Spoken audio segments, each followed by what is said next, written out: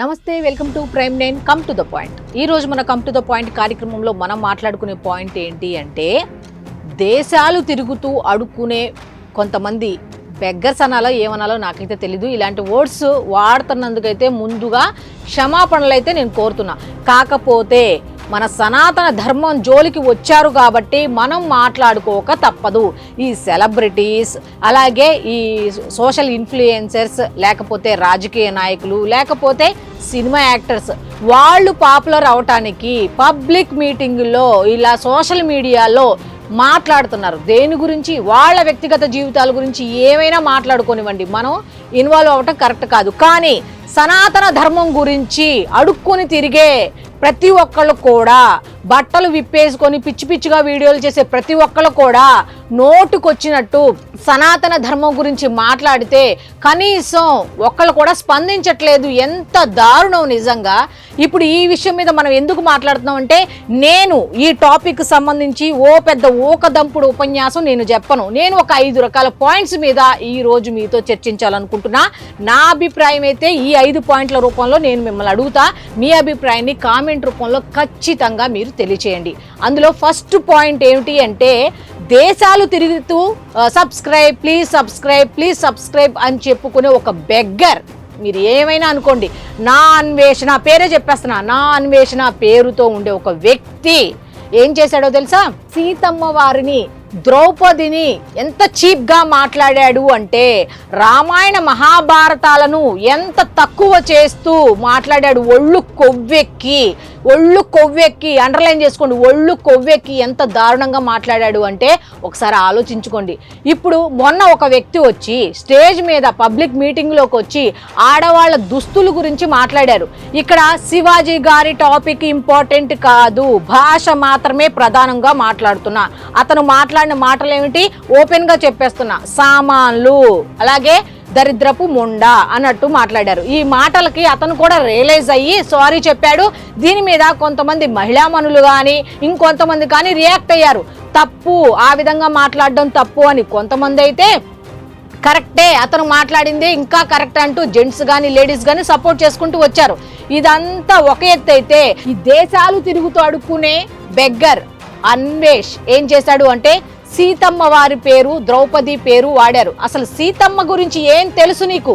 సీతమ్మ గురించి ఏం తెలుసు నీకు మాట్లాడుతున్నావు? అసలు ఆ పదం పలకటానికి కూడా నువ్వు ఆ ఉచ్చారణలో స్పష్టత లేకపోతే మాడి మసైపోతావు నువ్వు. అలాంటిది ఆ అమ్మవారి పేరుని తీసుకొస్తావా? నీకు బుద్ధి, జ్ఞానం, సిగ్గు, లజ్జ ఏమన్నా ఉందా? నువ్వు బట్టలు విప్పుకొని తిరుగుతున్నారు కొంతమంది, తిరగొద్దు అని చెప్పిన వాడికి విప్పుకోండి, మీ ఇష్టం వచ్చినట్టు తిరగండి అని నువ్వు చెప్పేదానికి నువ్వు సనాతన ధర్మం జోలికి ఎందుకు వెళ్ళావు? రామాయణ మహాభారతాల గురించి నువ్వు ఎందుకు వెళ్ళావు? అసలు నీకేం సంబంధం? నువ్వు దేశాలు తిరుగుతూ బెగ్గర్లా అడుక్కుంటున్నావు. పదే చెప్తున్నా, నువ్వు ఎన్ని మాటలు మాట్లాడతావో మాట్లాడు, బెగ్గర్లాగే అడుక్కుంటున్నావు కదా, నువ్వు అలాగే అడుక్కో, అంతవరకే. కానీ సనాతన ధర్మం జోలికి వెళ్ళావనుకో, ఆ అడుక్కోవడానికి కూడా నువ్వు పనికిరావు. ఆ సనాతన ధర్మానికి సంబంధించిన వాళ్ళు కొంతమంది నీ వీడియోలు చూస్తున్నారు చూసావా, వాళ్ళు చేసిన తప్పిదంతా. నిన్ను ఒక సెలబ్రిటీని చేశారు చూసావా, వాళ్ళు చేసిన తప్పిదంతా. నీలాంటి వాళ్ళు ఇలా మాట్లాడిన వెంటనే అన్సబ్స్క్రైబ్ అయ్యి, అన్ఫాలో అయ్యి, నువ్వు రిచెస్ట్ బెగ్గర్లా ప్రవర్తిస్తున్నావు కదా, నిన్ను పూరెస్ట్ బెగ్గర్లా చేయాలి. ఏ విధంగా? భారత తీసుకొచ్చి మరి విదేశాలకు వెళ్ళి అక్కడ ఇష్టం వచ్చినట్టు భారతదేశం గురించి, భారతదేశ సంస్కృతి సాంప్రదాయాల గురించి ఇంకొకడు మాట్లాడకుండా నీకు ట్రీట్మెంట్ ఇవ్వాల్సిందే. ఇస్తే గాని ఇంకొకడు మాట్లాడకుండా ఉంటాడు అనేది నా పాయింట్. మీ అభిప్రాయాన్ని ఖచ్చితంగా కామెంట్ రూపంలో తెలియచేయండి. 5 పాయింట్లు అన్నాను కదా. ఫస్ట్ పాయింట్, ఇప్పటికీ దేశాలు తిరుగుతూ అడుక్కునే ఈ బెగ్గర్ సీతమ్మ వారిని, ద్రౌపదిని అవమానిస్తే, చీప్గా మాట్లాడితే, రేప్ అంటూ చీప్గా మాట్లాడితే వదిలేస్తారా? నెక్స్ట్, రామాయణ మహాభారతాలు అని పలకటమే రాని ఏంటి అదేటి ఇదేటి అని మాట్లాడుకునే వీడు, దేశాలు తిరుగుతూ మాట్లాడే వీడు, రామాయణ మహాభారతాల గురించి వీడు మాట్లాడతాడా? ఎంత దారుణం అసలు. అయినా సరే వదిలేస్తారా? నా first point. Next second point, ఇదే మాట ఇదే పద్ధతిలో గనక ఒక ముస్లిం మహిళలను ఉద్దేశించి గాని ఖురాన్ని ఉద్దేశించి గాని ఎవరైనా మాట్లాడితే, ముఖ్యంగా ఈ అన్వేషే గనక మాట్లాడితే ముస్లిం సోదరులు ఊరుకునే వాళ్ళందరూ ఏకతాటి పైకి వచ్చి ఏకమైపోయే వాళ్ళు. ఒక్కసారి ఆలోచించండి. ఇది కులాలకి మతాలకి చిచ్చు పెట్టే మాట కాదు. ఒక్కసారి ఆలోచించండి. ఇదే ఇష్యూ గనక ఏ ఖురాన్కు సంబంధించిందో ముస్లిం యువతలకు సంబంధించిందో మాట్లాడితే ఊరుకునే వాళ్ళ. నెక్స్ట్ నెంబర్ 3, ఇదే మాట ఇదే పద్ధతిలో మేరీ మాత గురించి చెబితే క్రిస్టియన్స్ ఊరుకునే వాళ్ళ? ఒకసారి చెప్పండి. ఇదే అన్వేషణ ఊరుకునే వాళ్ళ దేశాల్లోనే కదా పర్యటిస్తున్నాడు, అక్కడికెళ్ళి ఇక్కడ వాళ్ళని అడుక్కుంటున్నాడు కదా, వాళ్ళైతే ఊరుకునే వాళ్ళ? అదే బైబిల్ గురించి ఈ విధంగా మాట్లాడితే వాళ్ళు ఊరుకునే వాళ్ళ? ఈ ఒక్కదానికి మీరు సమాధానం చెప్పండి.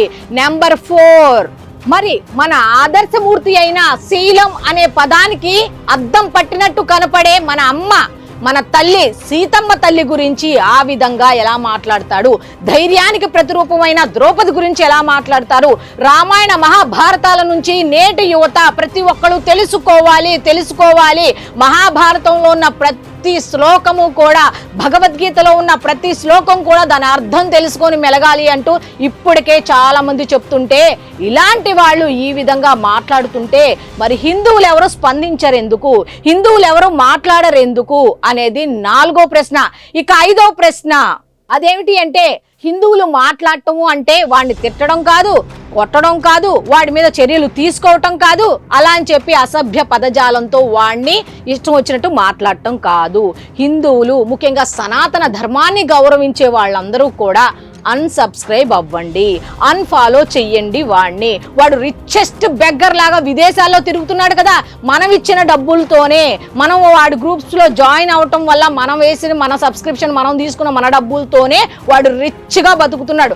ఆ రిచ్ గా బతికేవాడు బతకకుండా ఈ పూరెస్ట్ వర్డ్స్ మాట్లాడాడు కాబట్టి వాడికి ఇచ్చే ట్రీట్మెంట్ కూడా రిచ్ గానే ఉండాలి అనేది నా అభిప్రాయం. మీ అభిప్రాయం కూడా అదే అయితే అన్సబ్స్క్రైబ్ అవ్వండి, అన్ఫాలో చేయండి వాడిని. హిందువులు సనాతన ధర్మం గురించి మాట్లాడితే ఎంత బిగ్గెస్ట్ ట్రీట్మెంట్ ఇస్తారు అనేది వాడికే కాదు, సనాతన ధర్మం గురించి మాట్లాడే ప్రతి ఒక్కడికి తెలియాల్సిందే. రాజకీయ నాయకులైనా సరే, సినిమా వాళ్ళైనా సరే, యూట్యూబర్స్ అయినా సరే, ఇలా అడుక్కొని దేశాలు తిరిగే వాళ్ళు ఎవరైనా సరే సనాతన ధర్మం గురించి మాట్లాడేటప్పుడు విదేశాలకు వెళ్ళి అలా మాట్లాడే వాళ్ళు ఎవడైనా సరే నోరు అదుపులో పెట్టుకోవాలి. నేను భారత్కు రాను, నేను ఇక్కడే సెటిల్ అవుతా అంటే ఎందుకు రావు? మేము డబ్బులు ఇవ్వకుండా ఆపేస్తే నువ్వు ఎందుకు రావు? నిన్ను అక్కడోళ్ళు పోషించట్లా, ఇక్కడోళ్ళు పోషిస్తున్నారు, అర్థమవుతుందా? కాబట్టి మాట్లాడేటప్పుడు ఒళ్ళు దగ్గర పెట్టుకొని మాట్లాడండి. మొన్న ఒక ఆమె రిచెస్ట్ బెగ్గర్స్ అని మాట్లాడింది, నువ్వు చూస్తే ఇలా మాట్లాడుతున్నావు. మీరందరూ సెలబ్రిటీస్ అయ్యి ఏమిస్తున్నారు? ఒక రకంగా తప్పు మాది, మిమ్మల్ని సెలబ్రిటీలు చేసాం చూసారా, తప్పు మాదే తప్పు. మిమ్మల్ని హీరోలు చేసి మీతో సనాతన ధర్మాన్ని అనిపిస్తున్నాం తెలుసా? మిమ్మల్ని గొప్ప విలన్ లాగా అబ్బా సూపర్ చేశాడు, బంపర్ చేశాడని చెప్పి మీకు బిరుదులు ఇచ్చి మిమ్మల్ని సన్మానించాను చూసారా, అది మేము చేసిన తప్పు. ఒకళ్ళేమో వైరస్ గురించి మాట్లాడతారు, అది సపోర్ట్ చేసిన వాళ్ళని ఇష్టం వచ్చినట్టు పక్క రాష్ట్రాల్లో ఉండి ఆంధ్ర రాష్ట్రాల్లో సినిమాలు చేసుకుంటూ కూడా ఇక్కడ వాళ్ళని తిడతారు. ఎంత అన్యాయం ఇది, ఎంత దుర్మార్గం ఇది. ఇప్పుడు కొత్తగా వచ్చారనమాట, ఏమని ఇట్లా ఈ విధంగా సెలబ్రిటీస్, యూట్యూబర్స్, మేము ఫేమస్ ఫిగర్స్ అన్నట్టుగా ఇష్టం వచ్చినట్టు నడి రోడ్డు మీదకి వచ్చి సోషల్ మీడియాలో సనాతన ధర్మం గురించి మాట్లాడితే తోలు తీస్తారు హిందువులు అనేది ప్రతి ఒక్కళ్ళకి తెలియాలి. వాడు రిచెస్ట్ బెగ్గర్లా బిహేవ్ చేస్తున్నాడు కాబట్టి వాడు ఇక్కడ అడుక్కోవాలి. ఎందుకంటే సనాతన ధర్మం జోలికి వస్తే మనం ఏ శిక్ష వేయం, కర్మ మనం ఫాలో అయ్యేది కర్మ ఊరికే ఎవరిని వదలదు. వాడు బెట్టింగ్ యాప్స్ గురించి మాట్లాడాడు, హీరో అయిపోయాడు అన్న ఉద్దేశంతో ఇప్పుడు సనాతన ధర్మం గురించి కూడా హీరో అయిపోవాలని మాట్లాడాడు.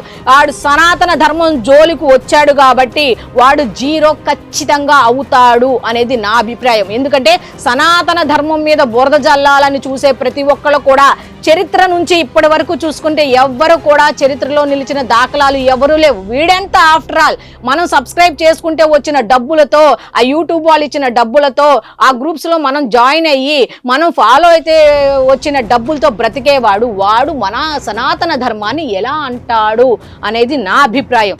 సో ఇప్పటికైనా హిందువులారా మేల్కొనండి. ఇటువంటి వాళ్ళకి బుద్ధి రావాలి అంటే 5 లక్షల మంది అన్సబ్స్క్రైబ్ అయిపోయారు కాదు, మొత్తం అవ్వాలి. మ్యాక్స్ హిందువులు అయితే ఎవరైతే ఉన్నారో వాళ్ళందరూ కూడా వాడిని అన్ఫాలో చేయండి, అన్సబ్స్క్రైబ్ అవ్వండి. వాడి దగ్గర సబ్స్క్రిప్షన్ మీరు తీసుకోవద్దు. వాడికి తెలియాలి ఈసారి సోషల్ మీడియాలో ఏదైనా మాట్లాడాలి అంటే వాడికి బుద్ధి రావాలి. ఇంకొకడు బాబోయ్ అనుకునేలాగా హిందువులందరూ కూడా ప్రవర్తించాల్సిన అవసరం ఎంతైనా ఉంది. ఒకప్పుడు ఏమనేవాళ్ళు, మేము సబ్స్క్రైబ్ చేసుకుంటాం, మీరు కూడా 10 మంది సబ్స్క్రైబ్ చేసుకోండి, షేర్ చేయండి అనేవాళ్ళు కదా. ఇప్పుడు మారుద్దాం, రివర్స్ లోకి వెళ్దాం. అన్సబ్స్క్రైబ్ మీరు చేయటమే కాదు, 10 మందితో చేయించండి. అన్ఫాలో మీరు అవటం కాదు, 10 మందితో చేయించండి. వాడికి బుద్ధి తీసుకురండి. కేవలం ఇక్కడ జాతులు, మతాలు, కులాలు పక్కన పెట్టండి. సనాతన ధర్మం జోలుకొచ్చాడు కాబట్టి తగిన ట్రీట్మెంట్ ఇవ్వాల్సిందే. అరే విదేశాల్లో ఉన్నవాళ్ళు మన సంస్కృతికి ఎంత పెద్దపీట వేస్తున్నారో మీకెవరికైనా తెలుసా? వాడికి తెలియదా? వాడిక్కడ నుంచి వెళ్ళి అక్కడ బతుకుతున్నాడు, కానీ అక్కడ వాళ్ళు ఏం చేస్తున్నారో తెలుసా? ఇక్కడికి వస్తున్నారు. ఒక్కసారి గనక ఇస్కాన్ టెంపుల్స్ దగ్గరికి వెళ్తే ఒకసారి తెలుస్తుంది. మొన్న కాళహస్తిలో ఒక 10 జంటలు అక్కడ రాహుకేతు పూజ చేయించుకుంటూ కూర్చుంటే చూడటానికి 2 కళ్ళు సరిపోలేదంట. అంత గొప్పది మన సనాతన ధర్మం. అంటే నువ్వు అక్కడ విదేశాల్లోకి వెళ్ళి అక్కడ సంస్కృతి సాంప్రదాయాలు ఫాలో అయిపోతే మమ్మల్ని తిడితే మేము మాత్రం ఊరుకొని ఖాళీగా చూస్తూ అయితే ఉండే ప్రసక్తే లేదు. కాబట్టి హిందువులారా ఒకసారి ఆలోచించండి. పక్క దేశం వాళ్ళు మన సంస్కృతిని గౌరవిస్తుంటే మన వాళ్ళు అక్కడికి వెళ్ళి ఈ విధంగా మన వాళ్ళు అనే పదం కూడా ఇక్కడ వాడొద్దు. ఎందుకంటే సనాతన ధర్మాన్ని గౌరవించిన వాళ్ళు నిజంగా చెప్పాలంటే మన వాళ్ళు కాదు. మన సంస్కృతి మనకి ఏమి నేర్పింది, మన సనాతన ధర్మం మనకి ఏమి నేర్పింది అనే దాని మీద మీరు వాడిని ఏమీ అనొద్దు. మీరు అన్సబ్స్క్రైబ్ అవ్వండి, అన్ఫాలో అవ్వండి.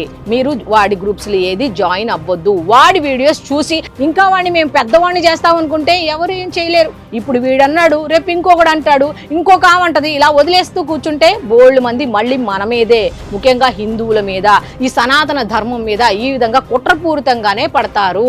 సో ఇది ఈనాటి కమ్ టు ద పాయింట్ కార్యక్రమం. మళ్ళీ రేపటి కమ్ టు ద పాయింట్ కార్యక్రమంలో కలుసుకుందాం. అంతవరకు సెలవు, నమస్కారం.